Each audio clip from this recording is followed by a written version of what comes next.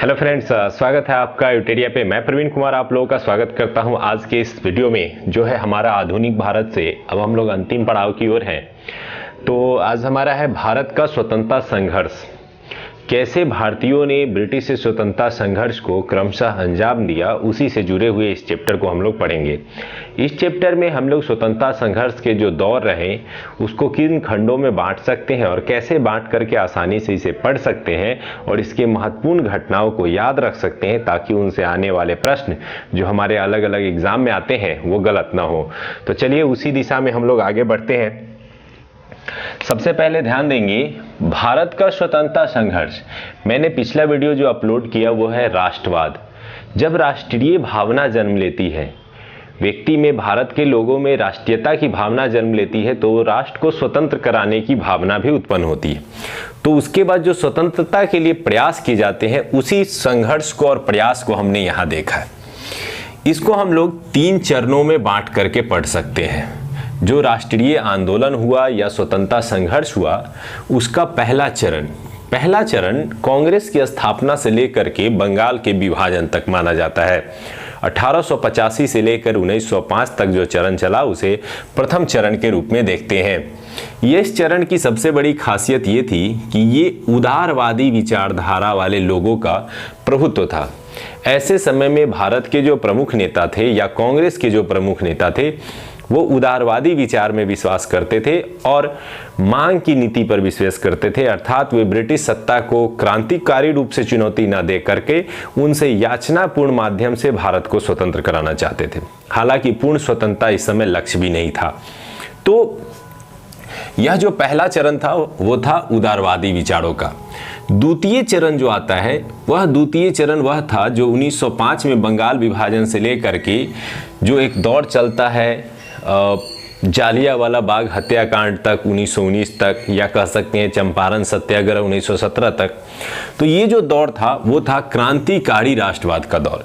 इस दौरान जो प्रमुख नेता उभर करके आए भारतीय कांग्रेस में या भारतीय स्वतंत्रता संघर्ष में, ये मुख्य रूप से वे नेता थे जिनके विचार क्रांतिकारी थे और वे क्रांति के माध्यम से स्वतंत्रता प्राप्त करना चाहते थे।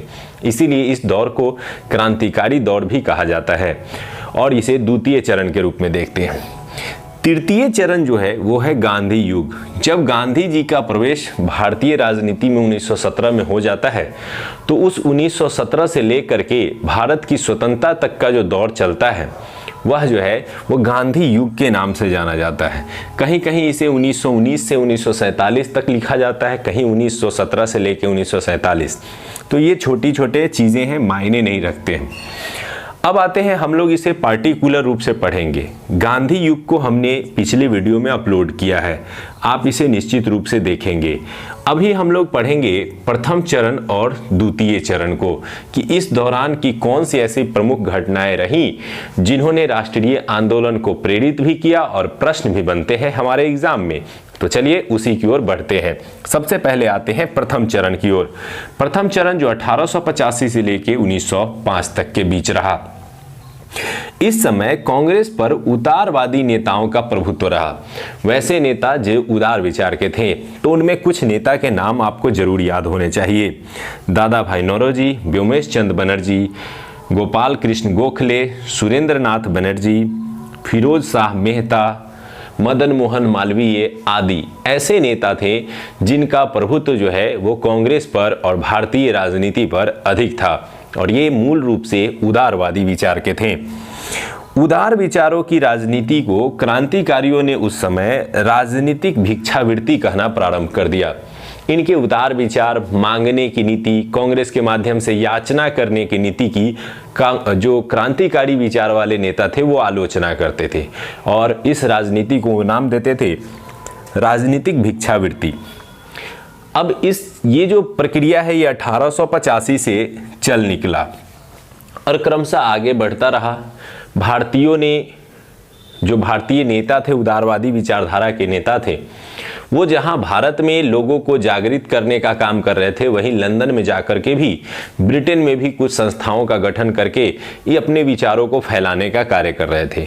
जब इन्होंने अपने विचारों को तेज कर दिया और राष्ट्रवाद की ज्वाला भारत में बढ़ने लगी, तो अंततः ब्रिटिश को इनके विरोध में नीति चलानी पड़ी, और उसका सबसे बड़ा परिणाम और सबसे घृणित कार्य के रूप में देखा जाता है कर्जन द्वारा बंगाल विभाजन।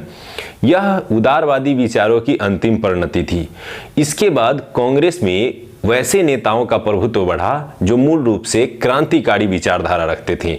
इसीलिए द्वितीय चरण को जो है क्रांतिकारी चरण के रूप में देखते हैं। तो पहले चरण के अंतिम दौर में जो बंगाल विभाजन की जो घटना हुई वो काफी महत्वपूर्ण है, तो आइए उसे देखते हैं।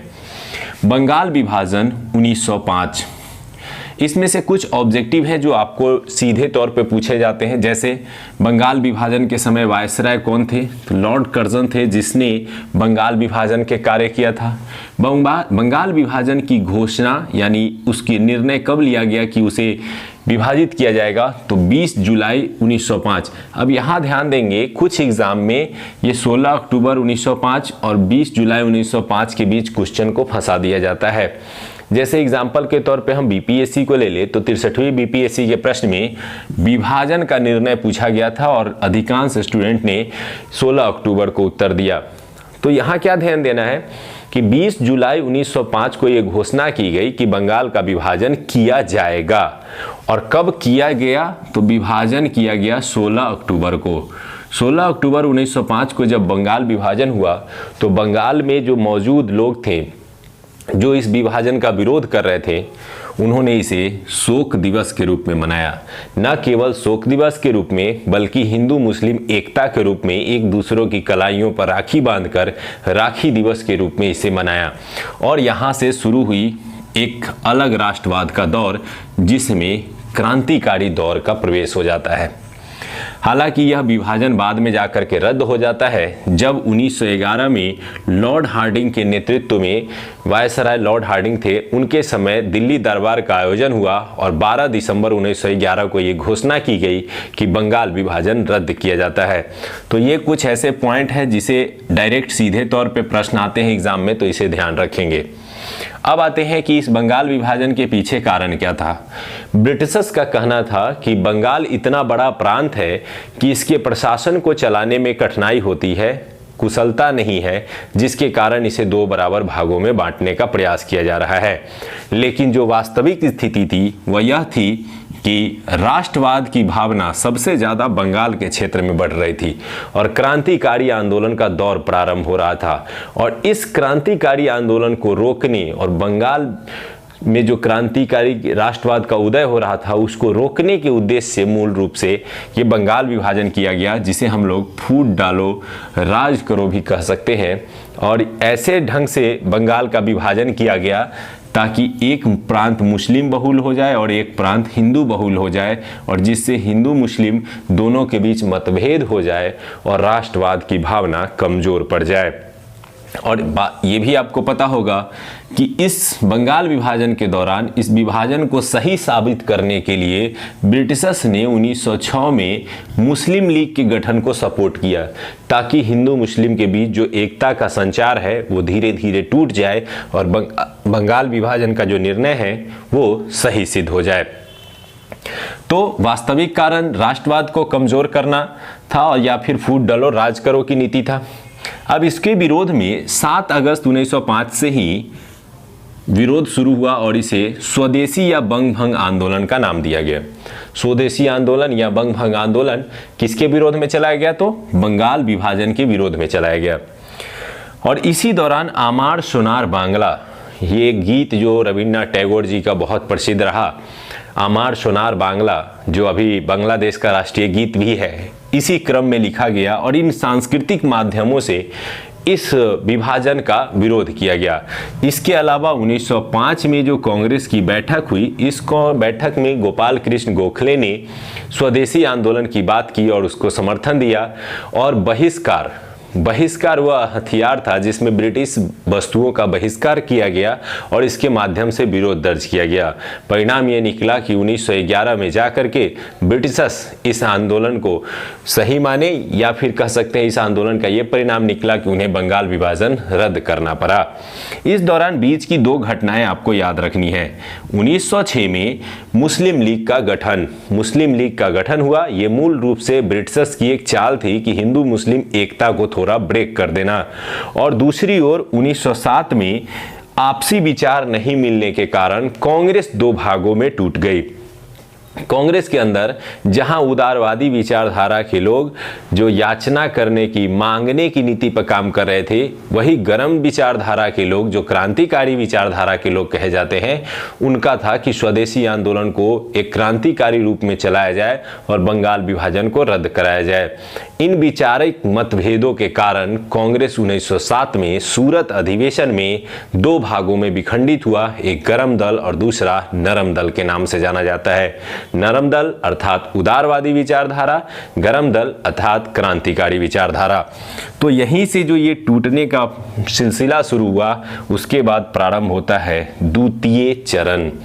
तो अभी तक आपको समझ में आया होगा कि प्रथम जो स्वतंत्रता संघर्ष का चरण था वो वास्तव में ज़्यादा हिंसक, ज़्यादा आक्रामक नहीं था। एक याचनापूर्ण, एक उदारवादी नीति के माध्यम से चला। लेकिन जब बंगाल विभाजन की घटना हुई तो परिस्थितियां बदली और चरण भी बदल जाता है। तो आइए अब शुरू करते हैं द्वितीय चरण। द्वितीय चरण थोड़ा विस्तृत है। द्वितीय चरण 1905 से लेकर के 1919 के जालियांवाला बाग हत्याकांड तक, इस बीच में जो भी प्रमुख घटनाएं हुई, जो क्रांतिकारी घटनाएं थी या प्रश्न के दृष्टि से बहुत महत्वपूर्ण है, मैंने उसे शॉर्ट लिस्टेड किया और इनको हम लोग देखेंगे। चलिए सबसे पहले आते हैं, इस द्वितीय चरण के कुछ प्रमुख सूत्रधार थे, जो ऐसे नेता जो क्रांतिकारी विचारों से प्रेरित थे। बाल गंगाधर तिलक, लाला लाजपत राय और बिपिन चंद्र पाल। कई बार आपने पढ़ा भी होगा कि लाल बाल पाल में लाल कौन थे, बाल कौन थे, पाल कौन थे। तो बाल गंगाधर तिलक, लाला लाजपत राय और बिपिन चंद्र पाल लाल बाल पाल के नाम से जो जाने जाते हैं, वास्तव में ये कोई क्रांतिकारी विचारधारा से जुड़े हुए भारतीय राष्ट्रीय आंदोलन के अग्रदूत बने। और अरविंद घोष, ये चार ऐसे प्रमुख नेता रहे, कांग्रेस से जुड़े हुए नेता, जिन्होंने क्रांतिकारी माध्यम से स्वतंत्रता प्राप्त करने का प्रयास किया और इनके विचारों का परिणाम आगे चल करके देखने को मिला। इनका मुख्य उद्देश्य जो क्रांतिकारी विचारों का था वो था स्वराज की प्राप्ति करना, स्वयं के शासन को स्थापित करना, जिसे उन्होंने नाम दिया था स्वराज की प्राप्ति। और बाल गंगाधर तिलक के विषय में आपने सुना ही होगा कि स्वराज हमारा जन्मसिद्ध अधिकार है। तो ये चीज़ें चलती रही। साथ ही साथ बाल गंगाधर तिलक ने 1893 में मुंबई में गणपति उत्सव और 1895 में शिवाजी महोत्सव मनाना शुरू किया। इसके माध्यम से उन्होंने लोगों में यूनिटी की भावना, एक जगह इकट्ठा होने की भावना, एकत्रीकरण की भावना को जागृत किया, ताकि राष्ट्रीय आंदोलन को और मजबूत किया जा सके। इसके अलावा बाल गंगाधर तिलक के बारे में कुछ और चीज़ें जाननी हो तो दो तीन चीज़ याद रख सकते हैं जो प्रश्न में आते हैं, कि उन्होंने मराठा और केसरी नामक पत्रिका चलाए। उन्हें लोकमान्य बाल गंगाधर तिलक के नाम से भी जाना जाता है और गीता रहस्य उनकी एक पुस्तक थी। इसके अलावा एक पत्रकार जो थे, ब्रिटिश पत्रकार, उन्होंने जिनका नाम था चिरोल, वेलेंटाइन चिरोल, उन्होंने बाल गंगाधर तिलक के संबंध में कहा कि इसे भारतीय अशांति का जनक कह सकते हैं। तो बाल गंगाधर तिलक को किसने भारतीय अशांति का जनक कहा? तो वो वेलेंटाइन चिरोल ने। तो ये कुछ ऐसे प्रश्न हैं जो आपको याद होना चाहिए। अब इस बीच में पहली क्रांतिकारी घटना 1897 में ही भारत में घटित हुई थी, जिसे क्रांतिकारी पहली घटना के रूप में जाना जाता है। क्या थी ये घटना? महाराष्ट्र में पुणे के दो भाई थे, दामोदर चापेकर और बालकृष्ण चापेकर। इन दोनों भाइयों ने मिलकर के जो प्लेग अधिकारी थे, जो प्लेग पे कमीशन बैठा था, उसके दो अधिकारी थे, कमिश्नर मिस्टर रैंड और एयर्स्ट। ये 2 अधिकारियों की उन्होंने हत्या कर दी। कहा जाता है कि भारत में पहली बार राजनीतिक हत्या ब्रिटिशर्स की इन्हें चापेकर बंधुओं ने की थी, जिसमें से एक थे दामोदर चापेकर और दूसरे थे बालकृष्ण चापेकर। इस घटना को काफी प्रचारित किया गया, खास करके तिलक जी ने अपनी पत्रिका केसरी में ये लिखा कि जिस प्रकार से शिवाजी ने अफजल खां की हत्या की थी, उसी प्रकार से आज इन दोनों भाइयों ने ब्रिटिश अधिकारी की हत्या की है। परिणाम ये निकला कि उन्हें सजा हो गई और उन्हें बाल गंगाधर तिलक जी को जेल में भी जाना पड़ा था। तो यहां से क्रांतिकारी तत्वों को और बढ़ावा मिलने लगा। इसी बीच 1904 में वीडी सावरकर ने एक गुप्त संस्था का गठन किया जिसका नाम था अभिनव भारत। हालांकि ये संस्था क्रांतिकारी विचारों को गुप्त रूप से बढ़ावा देती थी, लेकिन जब उन पर ब्रिटिश शिकंजा बढ़ने लगा तो वे भारत से बाहर जाकर के इसको संचालित करने लगे। तो अभिनव भारत की स्थापना किसने की, कई बार क्वेश्चन आया है। वीडी सावरकर ने कब की? 1904 में। और इनका उद्देश्य भी क्रांतिकारी माध्यमों से राष्ट्रवादी आंदोलन को बढ़ावा देना था। इसी की तर्ज पे 1907 में बरिंद्र कुमार घोष और भूपेंद्र दत्त ने एक और संगठन बनाया, अनुशीलन समिति। अब इस समिति का भी कार्य जो था वो सेम था, क्रांतिकारी माध्यमों से आंदोलन चलाना। और इसका एक नारा था जो काफी प्रसिद्ध था, खून के बदले खून। हालांकि आप सुभाष चंद्र बोस जी के बारे में जानते होंगे कि तुम मुझे खून दो मैं तुम्हें आज़ादी दूंगा, लेकिन खून के बदले खून का नारा अगर किसी संगठन का था तो अनुशीलन समिति का था, जिसका स्थापना 1907 में बरिंद्र कुमार घोष और भूपेंद्र दत्त ने मिलकर के किया था। इसके बाद एक मदन लाल ढींगरा से एक प्रश्न आता है जिसे आप ध्यान रखेंगे। 1909 की घटना है। 1909 में लंदन में मदन लाल ढींगरा ने एक राजनीतिक सलाहकार व्यक्ति थे कर्जन वायली। यहाँ था लॉर्ड कर्जन, यहाँ है कर्जन वायली। कर्जन वायली जो एक राजनीतिक सलाहकार थे ब्रिटेन में, उसकी हत्या उन्होंने लंदन में की थी। तो क्वेश्चन कई बार आता है, मदन लाल ढींगरा ने किसकी हत्या की थी? कर्जन वायली की हत्या की थी। कब की थी? तो 1909 में। तो ये कुछ ऐसे क्रांतिकारी घटनाएं थी जो धीरे धीरे बीच बीच में भारत के विभिन्न भागों में या विदेशों में संचालित किए जा रहे थे। इसी बीच एक और प्रश्न जो काफी इंपॉर्टेंट है, मैडम भीखाजी कामा। कई बार आपने इनका नाम सुना होगा। इन्हें मदर ऑफ इंडियन रेवोल्यूशन, भारतीय क्रांति की मां के नाम से भी जाना जाता है। तो क्या किया था इन्होंने? तो ये एक पारसी महाराष्ट्रियन महिला थी जो ब्रिटिश शोषण के विरोध में बातें आवाज उठाती थी। हालांकि ये बाद में यूरोप चली गई।